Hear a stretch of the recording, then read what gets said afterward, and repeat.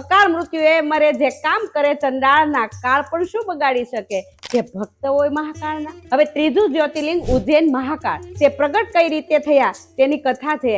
અવંતી એટલે કે ઉજ્જૈન નામની નગરીમાં વેદપ્રિય નામના એક બ્રાહ્મણ રહેતા હતા અને તેને 4 પુત્રો હતા જે શિવજીના ભક્ત હતા। હવે બીજી બાજુ રત્નમાલ પર્વત ઉપર એક અસુર હોય છે અને આ અસુર છે તે બ્રહ્માનું વરદાન મેળવી અને ખૂબ શક્તિશાળી થાય છે અને જે ધર્મનો પ્રચાર કરતા હોય, ધાર્મિક લોકો હોય તેનો નાશ કરતો હોય છે। એવામાં ઘણા બધા અસુરો સાથે આ દૂષણ નામનો રાક્ષસ આવે છે અને ઉજ્જૈન ઉપર ચડાઈ કરે છે, લોકોને મારે છે, કાપે છે અને લોકો તો મહાદેવને ભરોસે બેઠા છે। એવામાં ધરતીમાં એક પ્રચંડ ધડાકો થાય છે અને વિકરાળ સ્વરૂપ વાળા મહાદેવ પ્રગટ થાય છે અને રાક્ષસોનો નાશ કરે છે। ઉજ્જૈનના લોકો તેમજ બ્રાહ્મણો પ્રભુને પ્રાર્થના કરે છે કે પ્રભુ તમે અહીંયા જ રોકાઈ જાઓ અને અમારી રક્ષા કરો। પ્રભુ ત્યાં જ બિરાજે છે અને તે પૃથ્વી ઉપર મહાકાળ સ્વરૂપે પ્રસિદ્ધ થયા છે। 12 જ્યોતિર્લિંગમાં મહાકાલેશ્વરનું જ્યોતિર્લિંગ એવું છે કે જેનું મુખ દક્ષિણ દિશા તરફ છે। વળી ત્યાં રોજ સાંજે ભસ્મની આરતી થાય છે અને તે વિશ્વભરમાં પ્રખ્યાત છે। આવી ધાર્મિક કથા સાંભળવા માટે અમારી ચેનલને ફોલો કરો, સબસ્ક્રાઇબ કરો અને શેર કરવાનું તો ભૂલશો જ નહીં। કમેન્ટ બોક્સમાં હર હર મહાદેવ લખો।